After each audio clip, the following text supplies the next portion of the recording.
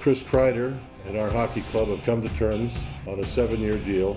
Robin Lehner going to the Vegas Golden Knights. I would say that's a significant add for the Vegas Golden Knights.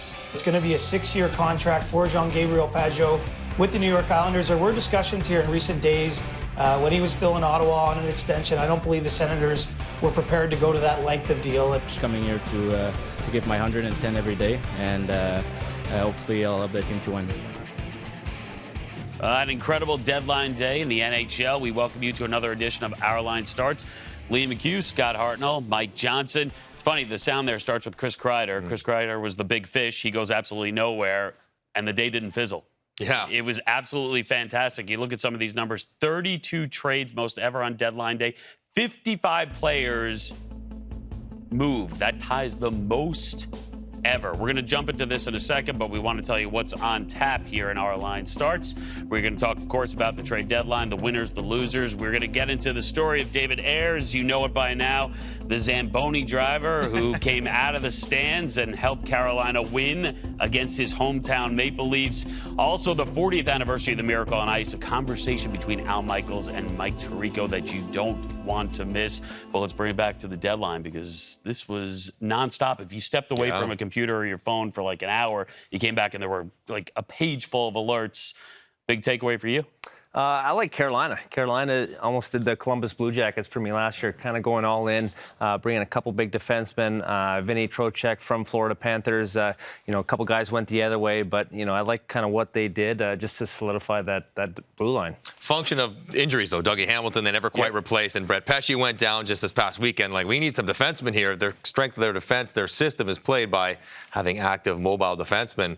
And you would think it'd be hard to get one, let alone two, but they went out and got Brady Shea as well as Sammy Vatanen. One rental, one not. Are they a playoff team now? Well, what they didn't do, though, what else happened on the weekend? Goalies. They lost all their goalies. Yeah. And they didn't choose to go get Robin Lehner or Corey Crawford or chase down Georgiev, who actually, after what happened to the Rangers with Shesterkin, probably wasn't available. But they didn't address that, the most important position, so they're rolling the dice with their guys from the minors. But do they even need one with David Ayres? He comes in and they play the best third period. Well, if they play like that, like they played against Toronto in the third period, they don't need much from their goaltending. But it's still, you're rolling the dice a little bit on Nedeljkovic and Anton Forsberg. And it's not like the price for Leonard was all that high. No. So you'd figure if he would have been available, looking. There might have been some financial implications to trying to get Robin Lehner to get under the cap. But, it's hard not to like what they did. Both defensemen, they fit there. Trocheck's an upgrade on Erik Haula. He has term left on his contract. But, leaving the goaltending question unanswered. Although that's Carolina. How many years have they kind of had a goaltending question on good teams? Well, and then last year they had to use both of them in the playoffs, and both guys at times performed brilliantly. But aside from Carolina, you look at the Metropolitan, everybody was active, seemingly. Everyone who was in the mix was active in some way. I'm curious what you guys think about what the Washington Capitals did in adding Ilya Kovalchuk. Well, I think the guy's kind of second lease on life. When he went to Montreal, things were down in the tubes, obviously, in L.A., but he comes to Montreal and looks like he's a kid again, having fun, scoring goals, being a big part of that offense, obviously playing on the top line, top minutes, power play. But that's the issue, Scott. Is he going to get that in Washington? And how does his attitude, if he doesn't, how does that affect the group? So, I think he knows why he's there, and it's to win a cup. So if he buys into what's going on, I think it's going to be a great move. But if it's sour grapes, then I want some more ice time, things like that might take the team down a little bit. But that's just it. Like, what role is he going to fill? Washington's a really good team. So on the power play, he's not going to play in his spot because that's where Ovi plays. Yeah. And Ovi does it better than anyone. He's not going to be on the first power play. He practiced on the second power play the first day.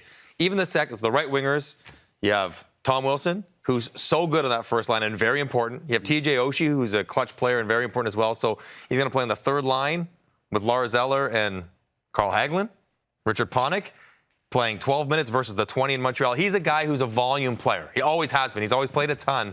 It's not that he didn't look good in Montreal, especially early, although he struggled a little bit more lately. It's just the fit in Montreal was so perfect because they needed what he's good at. Does Washington really need what he's good at? I don't know if it's as much kind of this romantic Ovi and him back together, and it's really important to Alex Ovechkin to have his buddy for one run at it, which would be amazing. Be fun to watch. The fit, I don't know if it makes as much sense to me. I just wonder, the risk isn't great. right? Yeah. I mean, because if he doesn't perform and let's say you just decide to scratch him at some point, you still have a team that's built to win.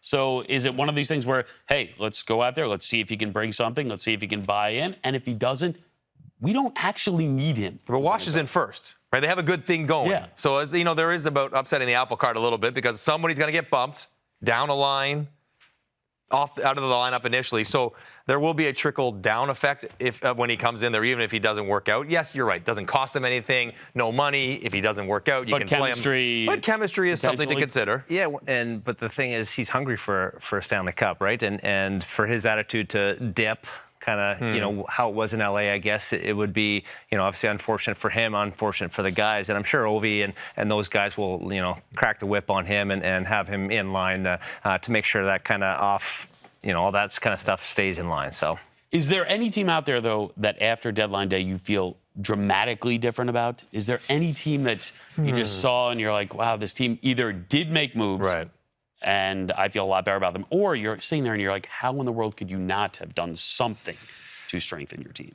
Well, Pittsburgh, I like what they did. They get Patty Marleau, another guy that's hungry, that can play up and down the lineup. And, he's a team-first guy, obviously playing, 22 seasons. He's not a selfish guy. He's a team-first guy. So, and obviously a few weeks ago, they got Jason Zucker, who's a stud, lots of term left, that has found some great chemistry with Sidney Crosby. So, you look at the moves. Connor Sheary going back there as well. Connor Sheary knows the system, knows the guys. So they have a lot of different options. And I think one thing they might try to do is that they've had Jared McCann playing on the wing because they've had so many injuries. And they've had Malkin and Crosby and trying to spot in 4 wingers. But they went out and got between Marleau and Zucker and Connor Sheary. Now they have more options. I think they might put Jared McCann back in the middle and then kind of have that 1-2-3 that they had when they won the Cups when it was Nick Bonino down there on the third line. They kind of haven't had that with Bjugstad's injury all year long. So I like what they've done. The guy is just one move. I guess it's 2. But Vegas, I know we love Marc-Andre Fleury. How do you not love him? You love him. Yeah. He's not been as good as he has been this year. He's not played well. Vegas is the best team in the Pacific, but they haven't had good goaltending. Robin Lehner is a massive upgrade, and I think that move alone is significant for Vegas and their chances because they'll still play Fleury. He'll get the starts. He'll get the opportunity to go with it first. But we saw what happened in Pittsburgh, was it 3 years ago? Fleury started the playoffs. Matt Murray came in when needed. He took it all the way. It wouldn't stun me if that happened again. I think Robin Lehner's good enough that he can step on that team that's so much better than the Chicago team he was playing for. It surprised me that Vegas went after a goaltender, but I love that move. And then they had traded Cody Eakin up to Winnipeg, so they want Chandler Stevenson to play in the middle. They needed one more third-line winger. In comes Nick Cousins from Montreal. Kind of a low-profile pickup. He's an effective player, plays with some edge. He's put up some goals here and there. Vegas was always scary to the teams in the Pacific. They got scary. Get Martinez into the mix. And Martinez on the back end. He's solid. And it just feels like the West is there. It's the Pacific it's specifically. The road out of the Pacific, the first 2 rounds, you're going to play whoever it's going to be, whether it's Calgary in the first round if you win the Pacific, and then you're going to have to play. Or Nashville. Scary team that's underachieved the whole year. And if their top guys can get it going. Talk about a team that's surprising they stood pat. I mean, Nashville, they are so committed to this group to win now, but they didn't do much of anything. They got Devin Shore and traded Matter when 7th team. Yeah, I'm not trying to be disrespectful. Nothing impactful guys in their roster. I mean, they're scratching or sitting down in the middle of games. Their best players, Forsberg and Duchesne and Johansson. And I thought, I wonder if they wanted to go bigger and maybe try to mix it up more significantly. I kind of felt that way about Colorado as well. I mean, it seemed to me that Colorado's a team that can look at the West and be like, we are a team that can easily make it to the Stanley. Not easily, but I mean, we should be thought of as a contender right now to come out of, right? So why not? I mean, you have young talent, and I know they had Nemestikov, and that helps with depth. But I felt like with cap room and with the talent they have right now, they could have gone for it, and they did not. But where do you go? What do they need the most? I mean, I think what they would have wanted was Chris Kreider. Yeah. And once he re-signed, the piece that fit the most was off the board. So do you chase throwing away first rounders or Bowen Byram or Connor Timmins, one of their top prospects, to get Pajot? No. I'm saying no. Yeah. You don't. I think I trust JT Compher just as much as I trusted JG Pajot. I guess I know, but my thought is they're a lot closer to making it to the Stanley Cup final than say the Islanders. They are, but I think what they're hoping is they can hang in there. Potentially easier. They can hang in there and then get bodies back. And so when Kadri's going to come back in 2 or 3 weeks, Rantanen was supposed to come back around the start of the playoffs, start backfilling from their own guys and not rob their. Yeah, if anything, to me, the one thing I thought they might go was go get a goalie as well. With Grubauer, who was playing great out, they gave Francouz the extension. You trust in Pavel Francouz if it gets to the playoffs? It sounds like you're not. Well, I mean, I'd like a guy behind him. If Grubauer's not there, I'll trust him. His numbers are great. His numbers have been good in the KHL and the Olympics. But I'd like a more. Give me Corey Crawford in behind him. Give me Craig Anderson. Give me Robin Lehner in behind him. Robin Lehner would have been a great fit there too, because if it doesn't go well, if Grubauer's not quite healthy. He's hurt his knee, so that would have been a good fit there. But Joe's playing the long game. He has the whole time. Joe Sakic has been the GM there.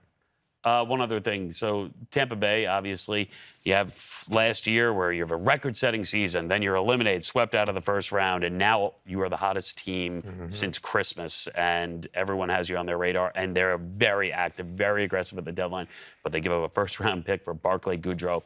When that news came down, and there was plenty of it, but was that one of those where you refreshed a couple of times on the screen? You're like, wait. Is that verified? Is that a verified account coming with that one? Yeah. You'd have to scratch your head, right? I mean... And I get that they're all in, so at this point they're not worried about the picks. And a first-round pick for them, it's going to be the 31st overall essentially pick. a second-round pick. But do you look at Tampa Bay and say, this is a team that's one Barclay Goodrow away from winning the Stanley Cup? No, but for me, like you talked about earlier, is you bring in 2 guys now, Coleman and Goodrow, and 2 of the guys that have been there the whole year, they're out of the lineup. Yeah. And it's guys that have battled hard, guys that are obviously they're good players, right? Do you put Maroon out? How good has he been? He's added that physical element. Do you scratch that guy to put the speed in? So it's tricky when you get like that, because then there's, everyone's competing for spots, which is a good thing, but you have such a good team, and, why kind of add pieces that you almost have to put in now because it's a first rounder, and, it could kind of screw up with the room a little bit. And I think it's another idea of the importance of money on this day, because while Barclay Goodrow's had a nice year, played higher in the lineup in San Jose because of Logan Couture's injuries than he otherwise would have. What makes him valuable is the same thing that makes Blake Coleman valuable. They're outperforming their contracts. Barclay Goodrow signed next year at $900. Coleman signed at $1.8. Yep. That's what makes them worth a first rounder. If they were signed for the $3.5 they would deserve, they'd be worth a third rounder. But because they're underpaid, and Tampa will need to sign Cirelli and Sergachev and Chernak, and they won't have enough money. Someone's going to have to leave. That they can get value contracts in, it's even more important, not even just about this year, but for next year to have guys sign. So, on the surface, like Barclay, first rounder is supposed to be really valuable. And Barclay Goodrow, while I like him as a player and I know him as a guy, he's not a player you would usually associate being worth a first-round pick, no matter where it is in the first round. But the contract, again, same like Blake Coleman, makes it more palatable for Tampa. And they are all in. Stamkos was talking. Dream come true having these guys added to their roster. I think they felt they needed a little bit more jam. Yeah. From coming out of Columbus last year, I still think the scars of Columbus are affecting what they're doing now. I think that's fair. But so you look at Tampa Bay, and you look at Washington, you look at Pittsburgh, you look at the moves made around the league by some of the top teams, and then you go to Boston, and not just deadline day, but all the moves that they made. Do you have Boston as the team to beat in the NHL after you take into account all the moves that the teams have made throughout the league? Nope. No. No, only, I think they have a... I like them. Let's start this one. Do you like the moves they made? Why I say no is because they're going to have to play Tampa in the second round. And that's a nightmare, I get that. Right? It's an easier... pass and all the rest of it. I like their moves. Andre Kasha is a guy who plays out in Anaheim. I don't think a lot of people know about him. He's been hurt a lot. When healthy, and I can't say this enough times, when healthy, he plays 40 games, 50 games, 60 games, 40 games. He's been hurt his entire time in the NHL. But when he's in the lineup, he's a really good 5-on-5 scorer. A very efficient scorer. Doesn't need to play in the power play. He'll get you 20-something goals. Playing in Anaheim, who haven't had... a high-powered offense as of late. The fact he can go into Boston, step right on the second line, David Krejci, Jake DeBrusk. Boston's been searching for a second-line right winger for 3 years. Yep. They went and chased Charlie Coyle, Marcus Johansson last year to fill that role, and they did a good job of it. But now they have a guy who's younger with term. I really, really like him. If he's actually on the ice. If he's healthy. Yes. I think he'll be a really good fit there. I like Tuukka Rask hasn't lost at home in regulation all year long. Oh, that's not bad. And they're and they're gonna have home ice. That good. Yeah. And if they have home ice and they can get those wins and lock them in, it's obviously a heavy favorite. And you already guaranteed Tampa Bay in the second round. Look what happened. I mean, I think both those teams beat Toronto or Florida handily. Well, I mean, I think the nice thing about those two teams right in that division, at least competing right now, is that they don't have to worry about playing each other in the first round. Right. It's not like Colorado, if you're first Dallas, or second, and St. Louis. But I mean, listen, this is the old Pittsburgh-Washington Capitals thing, where for a few straight years, you wanted to see them in the Eastern Conference Final, but you got them in the second round. It's just the way it went. Yeah. I could do worse than Boston, Tampa, Wash, Pitt in the second round. This year. Could do a lot worse than that. Yeah. If the seedings hold. So try making predictions on the other side in the West. I'm less. I need to know who's going to make the playoffs first. But I know I like what Boston did. I mean, it was smart. They freed up some money, get rid of Denton Heinen. They got to re-sign Torrey Krug. So Richie comes in, physical guy, typical Boston player, good defensively. Maybe not the best hands to produce offensively, but they won't ask him to. But they got guys that fit, and they wanted a top six forward, and they got a top six forward who I believe you at this point have said, if healthy. We'll just make sure that's out there. Yeah, all right, obviously, the other big news that happened before the deadline was a fantastic story. David Ayres, Saturday night in Toronto, the Zamboni driver / backup emergency goaltender / practice goalie for the Leafs has to come in the game for Carolina in Toronto because Reimer gets hurt, because Mrazek gets hurt. And then this 42-year-old makes his NHL debut. He looks like he can barely get his mask on. No, his face is filling it out so much. He's smiling from ear to ear. Great. He's got the blue pads on. He's got the blue mask on. And though his team scores a goal, the first two shots he faces in the game, goal. And it looks like it's going to be an absolute disaster. Eric Hall comes over to him and says, hey, listen, don't worry about it. You can let up 10 goals. We're just going to have fun here.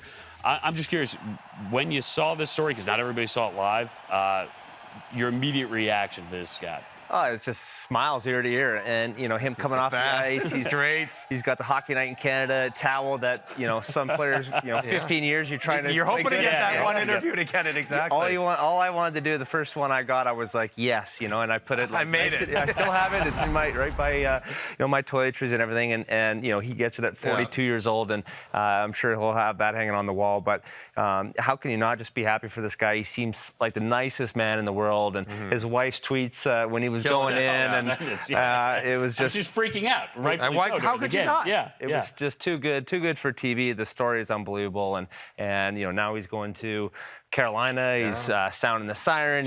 He's on the Today Show this morning, and doing the late night circuits. It's just great.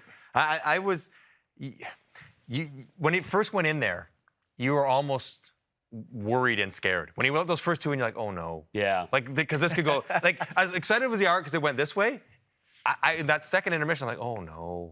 This is beyond the fact that he works for the Leafs and he's got Marley's gear on and the rest of it, which would be a bad optics for the league. And Carolina needs these points, and it's an important game. But what if it went that way in the third? What if he gave up 10? What if he scored it up 14-3? Which is not out of the question. No, of course not. Given what we saw in the second. So I think I was rooting for him, just that it didn't go terribly, that it wasn't just an awful experience for him, let alone Carolina and the standing to the league and everything else. But the other part of that game is you got to give Carolina so much. That's as hard as I think I've ever seen a team play in the regular season to defend. That was like Game 7, we're up by 1. We're not giving up anything. And that was impressive them. And Toronto, I'm from Toronto. It's been a rocky road for a few days for them. Just the heat they're taking. They're almost happy the deadline happened because it took a little attention away from this story because they were getting justifiably criticized for coming up way short. Well, because it could be 2 points that separate them from the playoffs in the end. If they missed by 1, they're thinking we were down 1. It's going to be too good. Came in against and denied us the playoffs. And the best part about the whole thing is the day after the game, he's back on the ice for an optional skate. And he's got the guys with the Maple Leafs. With the Leafs at their practice facility. He probably did the rink, put his gear on, and then went out and played and stopped pucks with 6 or 7 guys. With his gear on. But he might have had to. Quick change, got to get in the net. We had him on our Sunday show, NHL on NBC, and it was right after he was on the ice with those guys. Yeah. And, it's the day after. He's already been asked about it a bunch of times, did a whole bunch of media last night. He's on the ice. He's skating around with those guys. He said, they were great. A couple of them hugged me. he still was just as happy, just as thrilled. He came on in his gear, sweating. Of course he didn't did. care. He was all pumped up. And he had a couple of great lines. First off, Reimer goes down, and he's in now a room, and they're like, all right, you got to at least get some gear and get ready. There's no TV, so he's now watching the game on his phone. Not on TV, just watching. Probably delayed play. Here's the reaction of the hits. He stepped away from his phone. He never saw Mrazek get hurt. Someone texted him when he got back to the. He's like, you're going in. And so here's a guy who's 42 years old. And let's face it, at what age? I mean, at some point, it's a dream of yours that you're going to get in a game. But you've gotten to 42. Yes. He last played competitive hockey. I don't think you expect it to happen. 5 years ago in the senior men's competitive league in Canada at 37. You can say beer league. No, it's like if you wanted to play in the best league in Canada at my age, I would play 5 years ago. Yeah. And generally in Toronto, they have the university kids. There's 3 universities in Toronto. Their goalies are generally the emergency backups, but they were in their playoff weekend. So they weren't available. So it's like the backup to the backups. The perfect and it's such a quirky rule. Great. And it's so unique to hockey. I mean, I found it interesting that, after the game, they had asked a bunch of the Hurricanes, what were you thinking after Reimer and Mrazek both got hurt? And Teravainen's like, we had no idea what's going on coming into the game. We thought our equipment guy, because he's occasionally in net and stops some shots for us, maybe he'd be in there. Do you like this? Because, I like it because I love the story. And it obviously worked out, and there wasn't an avalanche of goals scored against them, and no one embarrassed themselves, except in some ways maybe the Maple Leafs in the third period. I love it. I think it's one of the unique things about sports, one of the great things about hockey, and I kind of hope they don't change it. But I could understand, because I'm sure Rod Brind'Amour did not share that opinion. He wasn't looking too when happy the first when two goals went in, and he's thinking, oh, my God, are the playoffs slipping away based on this strange rule? To be fair, he's a Leaf employee. I mean, he works for the other team. So at the very least, we probably need a provision saying you can't be an employee of the team you're playing against. Listen, I'm Team Chaos as well. I'm happy this happened. Whether they score 15 against them or none, it's a great story either way. It's a fun, unique element to the league. But I also get, if I'm the owner, if I'm Tom Dundon, if I'm Rod Brind'Amour, and I'm, making the playoffs is worth tens of millions of dollars. And we're going to miss because we have a guy who's in his 40s who's not really a good enough goalie playing, I would have a problem with that. So I don't know what the solution is, whether it's a better standard of goalie available, like he has to be within 4 years removed from playing college or junior or pro or something like that, or if it's even a bigger change of saying each team can carry an $80,000 per year employee, and that employee is your third goalie. Yeah. And you can be as good as you want him to be. It's your team's choice. You're responsible for your own third guy, like you are in the playoffs, right? You travel 3 or 4 goalies in the playoffs. This would never happen in a playoff game. I can understand the sentiment of wanting to clean it up, because if it played out all the way down the line and Carolina did miss by 1, it's a big deal. But I'm Team Chaos, so I'm okay with it. Either way they go with it, I'm okay. In my second or third year, Chris Mason got hurt in warm-up. So the backup, Brian Finley, was in, and this was in warm-up, right? So Jamie Allison, defenseman, tough guy. Country musician, too. Yeah, he dressed up in Chris Mason's gear and sat on the bench. Was he the seventh defenseman not playing that night? Seventh defenseman. So he got a games played for the old pension, right? Up to 400. Well, it's funny because I think that's what fans of other sports see the story and they say, well, listen, when you run out of pitchers, shortstop goes in. Yeah, someone goes in, and it's a little bit different, obviously, for many, many reasons. But how many teams would even have somebody who would be willing? No, most teams have a trainer or a video guy or someone on the staff that will slide in there. But they don't have a forward who's going to say, not a forward, throw the pads on me, or throw a Sid Crosby that's going to. Sid Crosby loves playing goalie. He's like the ball hockey goalie extraordinaire, so he's too good to play out. But yeah, not many guys would have a player that would be. I wouldn't block a shot when I played. You couldn't pay me enough money to go on that and play goal. Not a chance. Well, I thought it was cool. Papers up in Toronto called it their mini Miracle on Ice, which was somewhat appropriate given that it was the 40th anniversary of the actual Miracle on Ice. And recently, Al Michaels, Mike Tirico sat down and had an amazing conversation and relived the moment. So the 1980 Olympics happens right on the heels of the 70s. In the 70s, you're coming off of Vietnam, unemployment, energy crisis, very difficult time in America. Can you set this tone of the geopolitical setting with the United States and, not Russia, the Soviet Union at that point? It just wasn't a good time in this country. It didn't feel good. There were too many things that were going on. We were coming off, as you say, Vietnam. The Soviets had invaded Afghanistan. And because of that, we were threatening to boycott their Olympic Games to be held in July in Moscow, which of course we did, and they paid us back in 1984 by not coming to Los Angeles. There were gas lines. Our hostages were being held in Iran. The prime rate in this country, which is next to zero now, was something like 19%. You couldn't borrow money. Jimmy Carter was the president, and he was under fire from all quarters. The country needed a boost. The country needed something to get excited about. And of all crazy things, this was the thing. This was us, the kids, the amateurs, against the Soviets. And I have to laugh because they would all be listed, their players, as students or soldiers. What they were hockey players. They played hockey 11 months a year.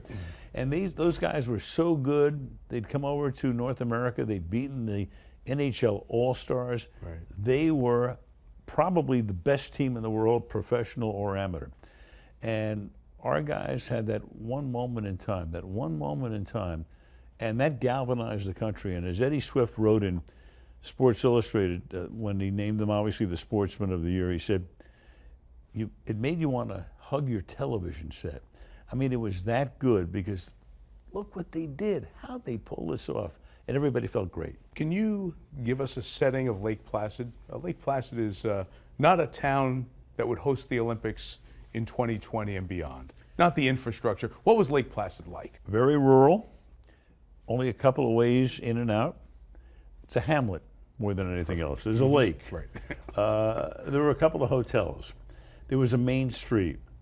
Some of the other events were held slightly outside of town, the ski jumping and the opening ceremony and the closing ceremony.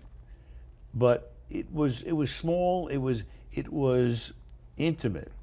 And you wondered how the world was going to come to Lake Placid. There was no room for the world to come to Lake Placid. So they pulled this thing off. The building in which the hockey was played was about 6,000 or 7,000 seats, had a balcony.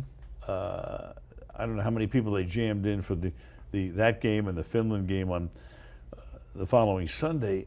It sounds like it would qualify as a barn for hockey fans. It would be a barn for hockey fans, and then right across the street was the high school, and the high school track was frozen over for the speed skating rink. You had hockey and figure skating here, speed skating across the street, a couple of other things going on, and then up in the mountains you had a few events. But everybody got to know everybody during those Olympics because you're walking down the same street. The arc of a magical run always has unique stories at the beginning of it. And maybe even before the Olympics, it's when this U.S. team plays against the Soviet team in an exhibition at Madison Square Garden the weekend before the games. And if you watch that, and I was a kid and so excited about this game and realized that the Americans had no chance to win a gold medal or any medal after you watch that game. The final score was 10-3, Soviets. It felt like it was 20-0. 10-3 doesn't indicate to any extent the dominance of that game. And I had seen all of the Soviet games in that Izvestia tournament. They were toying with teams. They were fooling around. There was no contest. If it was a fight, it would be referee stops contest at any point. And maybe the scores were 20-0. They could have been 4-1, 5-1. Never a doubt, never, that the Soviets were gonna win. And so that day, yeah, they destroyed the U.S. team, but then the U.S. team was able to rebound, come up to Lake Placid, and get that tie against Sweden. And that's before the games really get started, right? Correct. That's the day before. So the Soviet game is the weekend before at Madison Square Garden. Teams now come up. The Olympics were going to start on a Wednesday, but the first event was going to be hockey, which took place on Tuesday night. And that was the U.S.-Sweden game. And I remember the next day we opened up the Olympics, the opening ceremony, a daytime ceremony, and Jim McKay was hosting it from the Lake Placid Horse Show grounds. I said, Jim, I'm glad you're saying that and not me. Welcome to the Horse Show grounds here.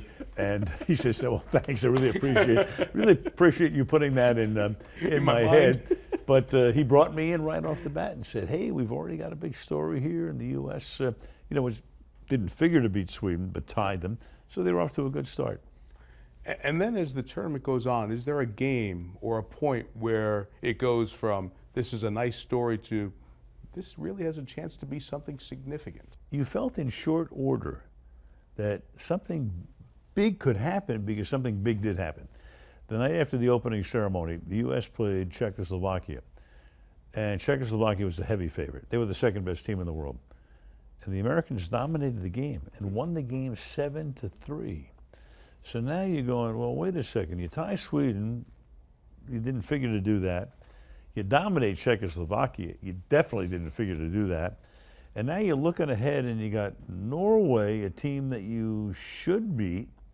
And then you've got Romania, a team that you don't know about, and West Germany. So now you're looking down the line going, can they get into the medal round? Not the semifinals, but you just had to finish first or second in your group to get to that final round. And sure enough, off they went. I want to detour from the game to talk about the team. It's a great reminder, 40 plus years removed, that amateurism and what the U.S. Olympic team's method of constituting the group is very different from what it is now. It was still that feel of amateurism compared to what the Soviet team was, which, as you said before, they were truly professionals. Well, when I first started to follow the Olympics, they were amateurs. They weren't getting paid, you thought. They certainly weren't doing any commercials. They would get thrown out if somebody found that they were taking money. So they were true amateurs. And that began to get blurred a little bit later on. And then, of course, with the Soviets and the Eastern Bloc, there was very little doubt that they were amateurs. In fact, there was no doubt. They were professionals. But for the U.S. team, it was almost as if they were like semi-pro at that point, because they were college kids, but some guys had actually played a little bit of minor league hockey. But they were as close to being amateurs as you could be in 1980 and going up against the big red machine. You and Ken Dryden had probably the best access to Herb Brooks during the 2 weeks of the Olympics. What did you find as you had that rare window into what this now legendary figure was thinking? Well, I had access to Herb Brooks because Ken Dryden had access to Herb Brooks. And of course, Kenny's coming off that great career, had known Herb. Herb had tremendous respect for Ken. So on the off nights, Herb would come over to our hotel, which was down the block from the Olympic Village, and have a couple of beers with us. And just listening to him and listening to Ken, and it was like, it's almost like Bill Belichick in a way. He wanted to keep the press and the outside world over here. On the inside, he was going to take care of the people that he respected and knew. And I think even in that particular case, with Herb Brooks, it might have been a case of he was going to learn some stuff from Ken Dryden. Interesting. About Ken Dryden, knew not just goaltending, he knew all of hockey. And I think that was part of it, because they had some wonderful interplay during those discussions. But it gave me, and obviously through Ken, the access. So I knew a lot more than the media knew, because remember, in those years you could pull it off, where Brooks would go into the press conference, he wouldn't bring the players. He wouldn't want to bring them down. It was him, and that was it. And, it was like, it's Belichick. Exactly. See you around. Sounds like it. See you around. Good night. It's on to Romania. Mike Eruzione, the captain, the goal that lives forever. It's been so interesting to watch Mike through the years at charity events, wherever he is, because there's not a day that goes by that he doesn't get asked about it, and there's not a day that he doesn't appreciate, it seems, Al, what that moment was all about for him, for the country, and for the sport. One moment in time, one shot from, as they say in hockey, the slot. It goes in, it wins the game, and Mike's had a 40-year career from that, and it still goes on because it just elevated everything. It makes people feel good. You know, I've done a lot of events with him through the years, and we did an event in Phoenix about maybe 10 or 12 years ago. Okay. I think it was a General Mills event, and they had a number of speakers over a 3 or 4 day period. Right. And Bill Clinton had been there the day before. So we come in, we're there the next day, and people line up for autographs at the end of the event. And the guys were telling me from General Mills, 4 times as many people wanted a Ruzione's autograph than Bill Clinton. So that tells you, after all of those years, what it meant. Mike was, first of all, very funny, very engaging, full of life, a Boston kid who just, he's lived life to its fullest. Yeah, right. And he's the perfect guy to have done what he did because he's the one guy who can go out there and connect beautifully to the audience. He gets it, he's engaging, he'll talk to people around the clock. He's perfect. And with Mike, I mean, to me, one of my favorite stories, he told this to me 15, 20 years ago maybe. He said, you know, every once in a while, I'll come home and maybe I'm a little down. So I'll put the tape in. And the best thing about the tape, every time I shoot, the puck goes in. And it's been going in for 40 years. Love that. I love that story. Yeah. So if we ever talk about Hockey Day in America, there is one all-time Hockey Day in America. Anything stick out about that day itself before the game? Was there a buzz? Was there an energy? Was there an anticipation that was unique as you woke up that day? There was a buzz and there was an anticipation, but bearing no semblance to what we have now, because there was no internet. Cable television had just started. Right. Your window to the outside world in Lake Placid were the network affiliates in Plattsburgh, New York, and Burlington, Vermont. Newspapers, you had the Lake Placid Times, you couldn't find one, or whatever it was called, and you had the New York Times, which was in a box from the day before, and not really covering too much sports. USA Today didn't even exist. Cell phones didn't exist. So there was a buzz, but it couldn't be palpable. Like now it would be insane. Right. Because of where we are technologically. Then it was different. You knew it was big, but you felt like you were in a cocoon. And you're living in that little cocoon, and you're up there in Lake Placid, New York, and I mean, you can imagine what the rest of the country must feel, but you can't really get it fed back to you. So those guys would go back after the game that night. They can't turn on SportsCenter. Right. They can't, Your phones aren't blowing up. You go, no, the phones aren't blowing up. There's no internet. You go watch, the local affiliate. You wait for the 11 o'clock news. Wow. And that's the feedback. And so it was so different. It's a time that can't exist. And when you think about where we've come in 40 years, it's frightening in a way. We should deal with the TV part of that too, because the game aired on tape delay. And in this day and age, we'd never have that kind of an impact. You pretty much didn't have to avoid media. It was hard to find the score or what happened if you were waiting for Jim McKay to come on at 8 o'clock. I'll never forget, I'm a kid in New York. I'm 13 years old at the point. And I'll never forget that when McKay came on, the studio had the background of the town. And that was the only hint you had that something was going on, because that night when Jim came on to introduce you and Kenny and throw it to the game, there was a little bit of a party going on back behind him. You couldn't tell for sure, but that was the only hint. Other than that, you had no idea. Could have been a concert. Could have been any number of things. Exactly. You don't know. But it was hard to do it on tape delay. And one of the reasons it was done on tape delay is when the schedule came out before the Olympics, you don't know who's playing who. You don't know who's going to get there. So it's going to be the second team from one group meeting the first team from the other group at 5 o'clock on Friday, which turns out to be the U.S. against the Soviets, which you kind of maybe see coming a couple of days before, but you don't know for sure until the end. So I know that Roone Arledge and the powers that be at ABC tried like crazy to get that game moved to 8 o'clock. And who knew what was being offered and the whole thing. But it was my understanding years later, it was the Soviet Ice Hockey Federation that did not want to move the game. Whether they did it to, hurt us or hurt ratings, I don't know. Remember, they're our arch enemy at the time. Exactly. So to this day, I don't know why they did it, but they did, and they wouldn't let the game be moved to 8 o'clock. Let's talk about the game itself, because it's 2-1 towards the end of the first period, and there are so many significant tent poles in the game when you tell the story of the actual game.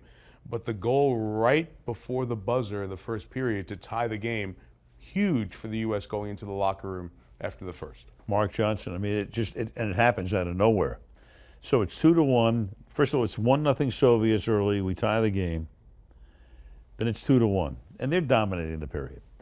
And then all of a sudden the puck comes out, and Johnson is on a breakaway, and the clock doesn't tick down in tenths at that point. So you're not sure if it's good or what. But that was gigantic, because it not only tied the game, it got the Soviet coach, Viktor Tikhonov, to take Tretiak, the best goalie in the world, out of the game, which we didn't know until the second period when you see Mushkin's in there? Yeah, right. What's he doing in there? Right. So in those years, you don't have a sideline reporter. Pierre Maguire is not between the glass, and you have no idea what's going on. Maybe he's hurt, maybe he's sick. Right. Turns out Tikhonov was unhappy. That was his punishment for Tretiak. So it was gigantic. But in the second period, the Soviets did the only scoring in the second period. They got the go-ahead goal. Right. They outshot the United States something like 16-3. They dominated the second period. They dominated the whole game, Mike. And they until that little middle part of the third period, when it's 3-2 and Johnson scores, and then Eruzione scores at exactly the 10-minute mark. I look at that game and I think, if you want to reduce it to numbers, the U.S. trailed 3 times. They came from behind and took the lead. So they overcame 3 deficits. They were outshot 39-16. How many games in the history of hockey, National Hockey League, Bantam Pee-wee, does a team get outshot 2.5-1 and come from behind 3 different times? It doesn't happen, and it made it all the better. So I know that you like the ponies, and one of my favorite quotes I've heard. A little rascal has told me one of my favorite quotes from you about calling the game goes back to the language of horse racing, that you had to have blinders on and keep your focus at the end of the game. Can you talk about what it was like in the building, on that rickety platform, in the truck, as 4, 3, 2, now we're down to the final minute of the game, and you're trying to just call the game. Forget the call at the end. You're just trying to describe what's going on. It required enormous concentration, because for the most part, the Soviets were dominating the game. So apart from the 3 times when the U.S. tied the game, and you had this burst, but then the burst would be softened by the fact that the Soviets began to dominate again. But then when Eruzione scores, now all of a sudden it's like, whoa, you got 10 minutes to go, and then there's 8 and 6, and all I know now, the building is crazy. They're crazy, because it's like, what are we watching here? And the broadcast platform is shaking. I got a producer down in the truck who, and if they want to talk to you, they press a key, and then they unpress it, depress it, so that you can hear the crowd. The guy forgot 10 times, forgot to press the key. So I'm going. Everybody's a fan at this point. Everybody's a fan, and so I've got the crowd is insane. The booth is shaking. I've got the rickety monitor right here. I got the guy down in the truck screaming stuff. I hear the whole truck. So it requires just stay in the game, stay there, call the game. And that was rudimentary play-by-play, pass to pass, what's going on. Very little anecdotal information, very little color at that point. You know, Ken wasn't able to get in very often at that. He understood the situation as well. And when the clock got down to, you know, a minute and a half, and I kept looking up at the clock, and I've always said the clock was in quicksand. You know, I'd look up, you know, and I'm thinking, I'm looking away, I'm calling the game. You know, it was at 1:30, and I want the clock to say, like, you know, 59 seconds. It says 1:23. I'm going, wait a minute. Didn't a half minute go by? Only 7 seconds went by.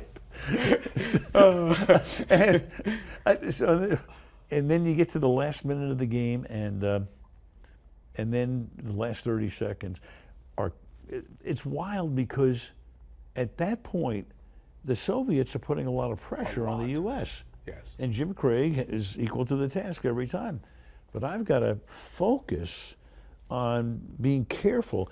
And I know at the end of the game, when I come up with the line, people said, did you think about it beforehand? I said, number one, I didn't think the U.S. had a chance to win the game. Number two, how stupid would that have sounded as the Soviets tied the game with a shot with 2 seconds to go in the third period? Sure, exactly. Just stayed in the game. And I was able to think of the word miraculous, morphed it into a question and answer only because the puck, with about 6 or seconds left, came out to center ice. And at that point, you knew it was over. So those 6 words, do you believe in miracles? Yes. Based off miraculous, which, as you said, came into your mind as you were watching the end. How many times do you hear that as people see you, walk past you 40 years later? A lot.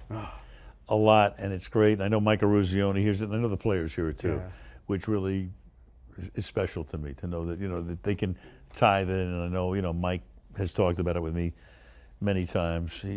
Barely a day goes by in his life where he doesn't hear it. You had no idea, right? That it would Zero. get this big? People don't have tape machines in 1980. Right. You're not making a call for posterity. You're doing it for the moment. I had, you know, no idea that technology is able to take us to the point where, you know, I've heard it obviously hundreds of times now. I almost hear it now in the third person. I'm excited because I know what's going to happen and I know what's going to be said, but it's like somebody else is doing this and I'm just going to exult in what's happening. I mean, this was just a great moment. I want to be a fan at that point, not inside of it. I want to be outside looking in. And it's what the best thing about it is for me, Mike, is when people talk to me about it, they're joyous. They're joyous. And I love having like a 50-year-old father with maybe a 15-year-old son, and the father's told the son the story, and the father's old enough to maybe remember it, watching it. And you can tell the story, it's like a great bedtime story. Yes. The story's been passed down from fathers to sons to daughters. That is so great. And it's one of those rare events where you remember where you were. Mm. But if you think back, so many of the events you remember where you were, if you're old enough, Pearl Harbor, Kennedy's assassination, 9/11, obviously, the Challenger blows up. Yes. All terrible, all terrible. This one, beautiful, joyous.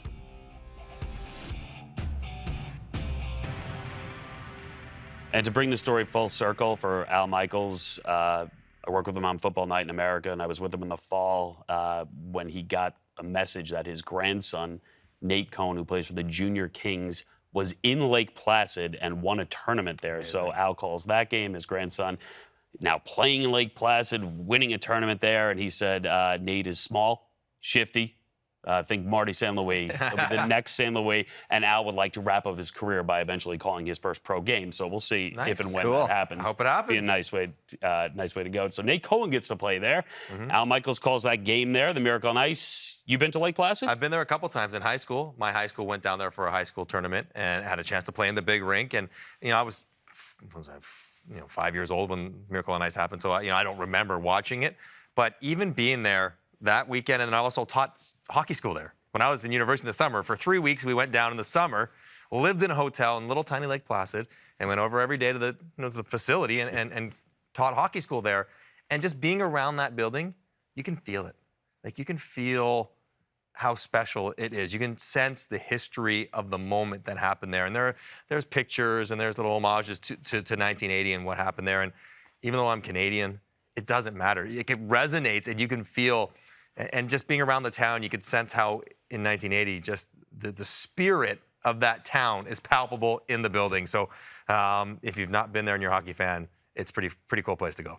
Yeah, we went. We had training camp with the Flyers. We went there for a few days. Peter Laviolette being, the big American that he is, and we went there, and we were doing. It was training camp, so we were doing the lines, not like they were doing in the movie. Again. Who do you play for? Did you get to see the movie recently, or first time? First time. I watched it 2 nights ago, and Al Michaels' calls were the actual calls in the movie. That's the first time you've seen Miracle? Yeah. And staple. It was cool, and I not gonna lie, I shed a tear or two, just the story and everything, and it was just amazing. Obviously, great movie, and the whole story is epic. Yeah, we were up there for a few years ago for Hockey Day in America, and it's a cool little town, and everyone describes it that way. It's accurate. It does not exactly scream major world event location, which is what's so great about it. That the charm. And the whole story, going back that, it wasn't on live in America, and people saw a tape delay. And the Russian game wasn't even for gold. Everyone thinks they beat the Russians. They still got to come back and beat Finland. They beat Finland, yes, exactly. which was no guarantee either. No, but great stuff there from Al Michaels and Mike Tirico. But that is it for us. Another episode of Our Line starts. Thanks so much for listening, watching, either way. New episodes drop every Wednesday. You can subscribe for automatic downloads wherever you get your podcasts. We will see you next time.